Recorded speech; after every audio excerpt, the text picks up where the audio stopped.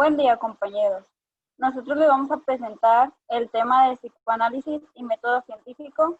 Y mi equipo está conformado por Gema, Karen, su servidora, Eddie, Carla, Aide, Daniel, y somos el equipo 7. ¿Qué es el psicoanálisis? Es una teoría psicológica y que fue fundada por Sigmund Freud en el año de 1896, y su teoría está denominada en el subconsciente y a analizar los deseos y frustraciones de las personas.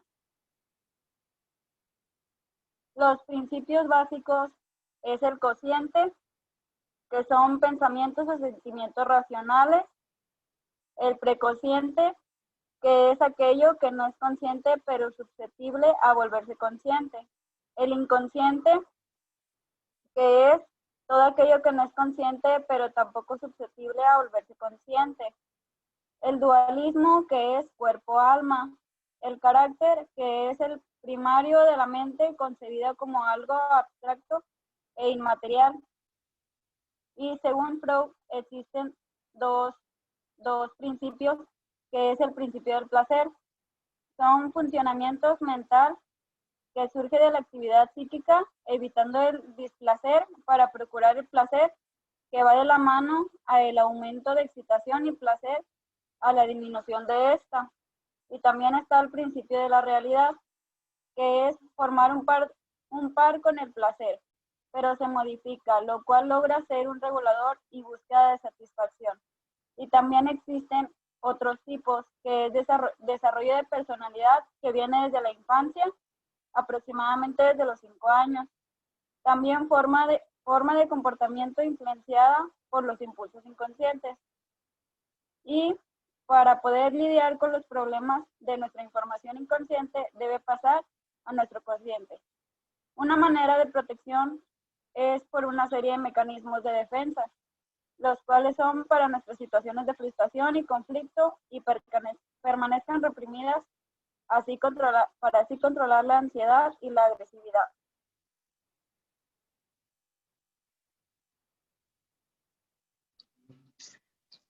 Para continuar con la presentación, veremos fechas claves del psicoanálisis. En 1856, un 6 de mayo, en Freiberg, Moravia, nace el médico y psicólogo por especialidad Sigismund Skolmo Freud. En 1886, durante su juventud, a pesar de ser judío, el joven Freud fue educado al margen de cualquier idea religiosa y nacionalista.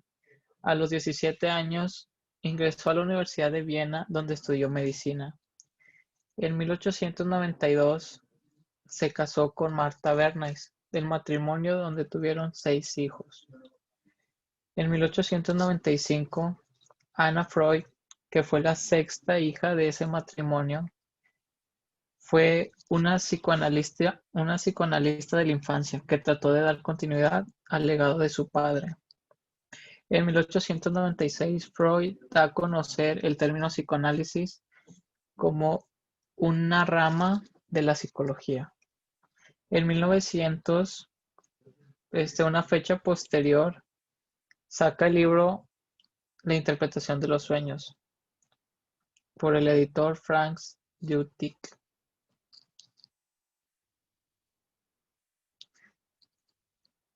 En 1907 iniciaron una asociación llamada Sociedad Psicológica de los Miércoles, la cual se llevaba a cabo en el apartamento de Freud, en Berggasse 19, en Viena. Hacia 1908 el grupo adoptó su nueva denominación y fue la autoridad psicoanalítica internacional del momento. El primer presidente fue Alfred Adler, quien renunció en 1911. En 1908 hubo una reunión de más de 50 psicólogos, neurólogos y médicos donde compartieron teorías y modelos teóricos.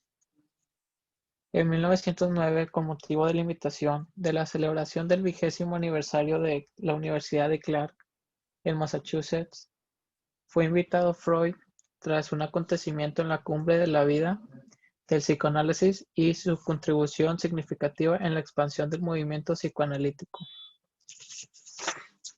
En 1913, tras ya tener una asociación, Jung y Freud decidieron separarse, en el cual Freud envió una carta donde le menciona que deberían abandonar sus relaciones personales enteramente. Jung quedó destrozado, abandonando su puesto y yéndose a la Universidad de Zúrich y sufriendo un colapso nervioso. En 1913 la asociación cambia de nombre, tras convertirse en la Asociación Internacional Psicoanalítica. Para el año 1939, un 23 de septiembre, murió Freud después de que su médico le aplicara morfina, tras diagnosticarle leucoplasia proliferativa papilar y tras 3 extirpaciones. Hasta su muerte es operado y sufrió de otitis a repeticiones, lo cual le causaba impedimentos para hablar, masticar y escuchar. Y sería todo de mi parte. Y pues aquí pueden verlas en forma de lista. Ok, yo les voy a hablar sobre lo que es el estudio de un caso, que que se define como un estudio en profundidad de una persona. Algunos de los estudios de casos más famosos de Freud, incluyendo a Dora, el pequeño Hans y Anna O, los cuales tuvieron una poderosa influencia en el desarrollo de su teoría psicoanalítica. En el estudio de un caso, el investigador trata de mirar en profundidad en todos los aspectos de la vida de un individuo. Al estudiar cuidadosamente a la persona tan de cerca, se espera que el investigador pueda obtener una perspectiva clara de cómo la historia de esa persona contribuye a su comportamiento actual. Gracias a estos conocimientos adquiridos, se supone que lo aprendido podría llegar a aplicarse en otros casos. Sin embargo, a menudo es difícil generalizar los resultados, ya que los estudios de casos tienden a ser subjetivos. Esto se refiere que es un instrumento o método de investigación con origen en la investigación, ya sea médica, psicológica o educativa. Se enfoca en un caso en específico de una sola persona o un grupo, el cual es exclusivo y particular, ya sea de la persona o del grupo. Aquí podemos ver el caso de Dora, que pues fue uno de los más famosos. Este se refiere que ha pasado a la posterioridad como uno de los primeros y más paradigmáticos casos clínicos en la historia del psicoanálisis. Más conocida como Dora, fue tratada en 1900 por el entonces poco conocido neurólogo de Viena, Sigmund Freud, transcurridos pocos meses desde la publicación de su obra seminal, La interpretación de los sueños. Freud publicaría su caso clínico 5 años más tarde, en 1905, con el título de Análisis fragmentario de un caso de histeria. El caso de Dora, Freud la diagnosticó como un caso de petite histeria y usó su método psicoanalítico, que por aquel entonces estaba en su primera fase de desarrollo, para intentar liberar de sus síntomas somáticos y psíquicos, siendo estos disnea, tos nerviosa, afonía, jaquecas, depresión de ánimo, excitabilidad histérica y pretendido Tadeum Diate. El tratamiento comenzó en octubre de 1900 y fue concluido abruptamente por la misma paciente el 31 de diciembre de 1900. El caso de Herbert Graf, que es el pequeño Hans, pues fue un niño de 5 años sujeto de un estudio temprano pero extenso sobre la ansiedad de castración y el complejo de Edipo realizado por Sigmund Freud. La neurosis de Hans tomó la forma de una fobia a los caballos, equinofobia. Freud escribió un resumen de su tratamiento del pequeño Hans en 1909 en un trabajo titulado Análisis de la fobia en un niño de 5 años. El caso es considerado desde un comienzo hasta la época actual como uno de los célebres psicoanálisis.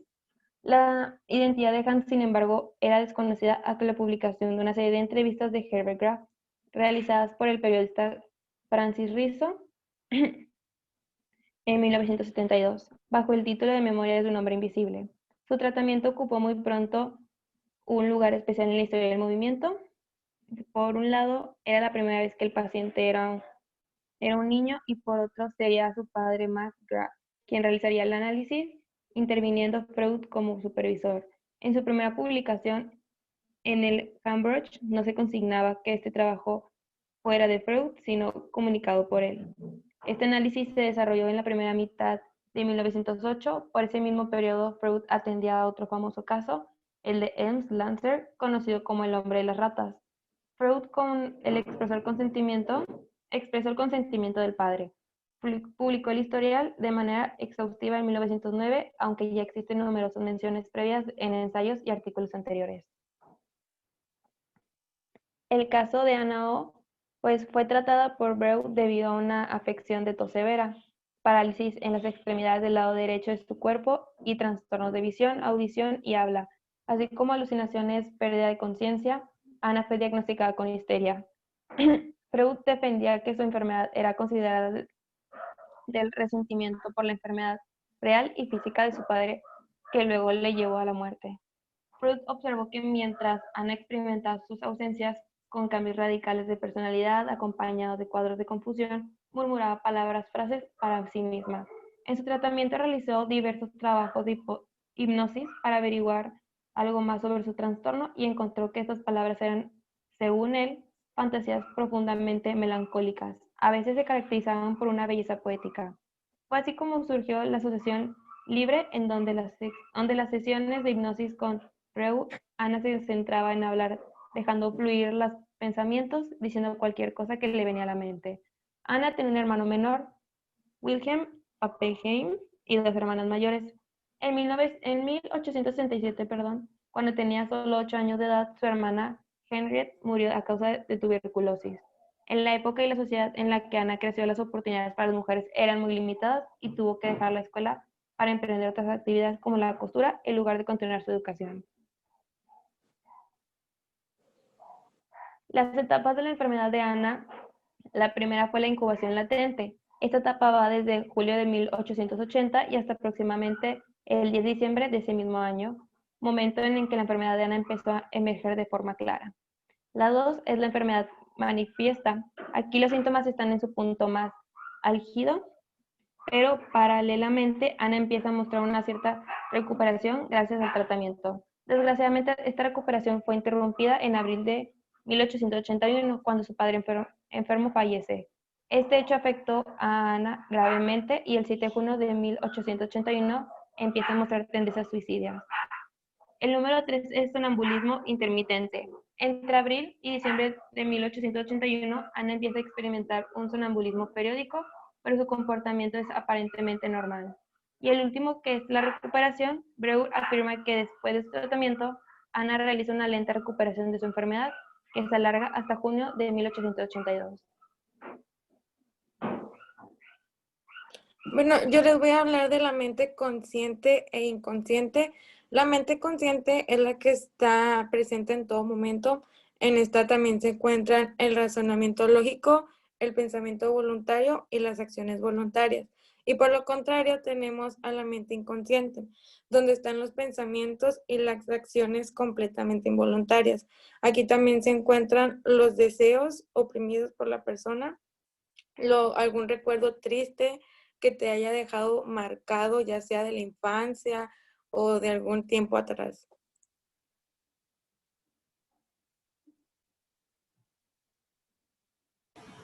Yo les voy a hablar de uno de los estudios más importantes de Freud, que era el ello, yo y superyo. Estos son conceptos fundamentales del psicoanálisis. Según Freud, la personalidad partía de los impulsos. Freud hizo la teoría de que el conflicto se centraba en 3 sistemas, que era el ello, yo y superyo. Estos 3 conceptos le ayudaban a comprender la dinámica del cerebro y cómo se desarrollaba. El primero era el ello. Aquí se centran los impulsos inconscientes, básicos y primarios. Este se encargaba de satisfacer las necesidades básicas e impulsos de la agresividad. Por ejemplo, un bebé llora hasta que hagan lo que él quiere. Después sigue la siguiente fase, que era el yo. Esta fase es la segunda. Este es un mediador que se encarga de mediar los conflictos entre el ello y el superyo. Después sigue la fase del superyo. Este es el último aspecto de la personalidad. Este se centra en las normas y valores que tenemos en una sociedad.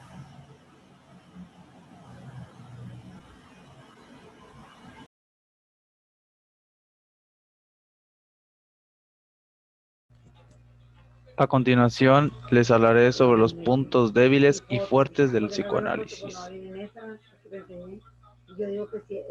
3 puntos débiles sobre el psicoanálisis. El primero sería: muchos de los conceptos propuestos por los teóricos del psicoanálisis son difíciles de medir y cuantificar.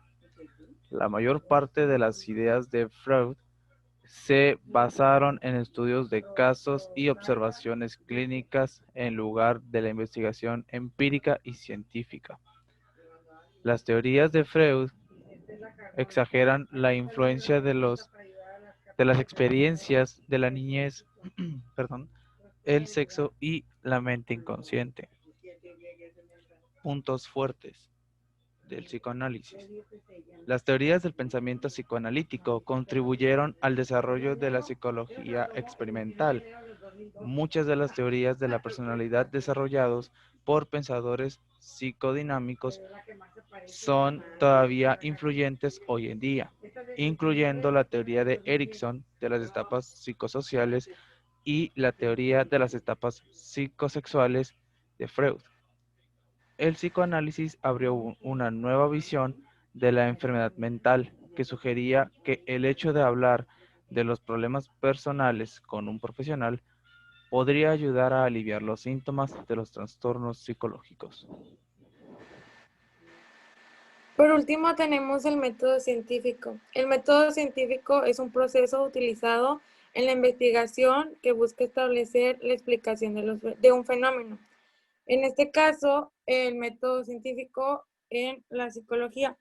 Yo les puse un ejemplo de los 6 pasos del método científico, que es la pregunta, y puse cómo puedo crear un vínculo con mi paciente para que él me tome confianza y empiece a interactuar conmigo. ¿Por qué? Porque en mi observación puse que es muy reservado y no quiere interactuar. Luego hago una hipótesis y pongo que no quiero empezar hablando de sus problemas, sino primero intentar conocerlo a él, más a su persona, no ese tema que no quiere tocar el niño, ¿verdad? O el adolescente o el paciente en sí. Preguntándole qué le gusta, qué no le gusta, qué canciones escucha, etc. Mi experimentación va a ser que en la siguiente sesión yo voy a empezar hablando primero de mí y diciéndole, ay, a mí me gusta esta música, a ti también te gusta, qué música te gusta, y ya, para ir creando una conversación y que el niño se vaya soltando. El análisis es el paciente se va desenvolviendo poco a poco y eso es muy importante. Cada persona toma, o sea, tiene diferente tiempo, o sea, todo se va a dar poco a poco, no hay que apresurar el proceso de cada persona. Las conclusiones es que el paciente necesitaba entrar en confianza para poder empezar a hablar conmigo de esos temas que no quería tocar al principio.